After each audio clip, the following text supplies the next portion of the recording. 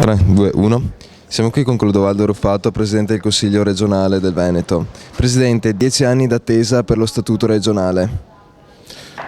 Diciamo che oggi è una bella giornata per il Veneto e per il Consiglio regionale, perché dopo tante lungaggini siamo arrivati all'atto finale dell'approvazione in seconda lettura dello Statuto, ma non è solo lo Statuto, perché è la fine di un percorso di riforma istituzionale che riguarda la nostra regione, riguarda il Consiglio in modo particolare, che ha visto l'approvazione di una nuova legge elettorale, di un nuovo regolamento e anche l'approvazione di una legge per quanto riguarda la riduzione dei costi della politica. Diciamo che nell'ultimo periodo siamo riusciti effettivamente a concretizzare quello che era un lavoro impostato già da diverso tempo e io credo a rivedere la credibilità nei confronti del Consiglio regionale.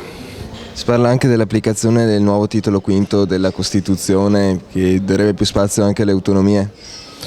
Facciamo un passo alla volta, noi cerchiamo adesso con questo statuto di portare a casa il più possibile e poi faremo ulteriori passi di riforma verso quello che è l'autonomia della nostra regione, perché sinceramente siamo stanchi di vedere privilegi nelle regioni limitrofe e noi a guardare e a sentire i nostri cittadini che protestano e sono giustamente incazzati.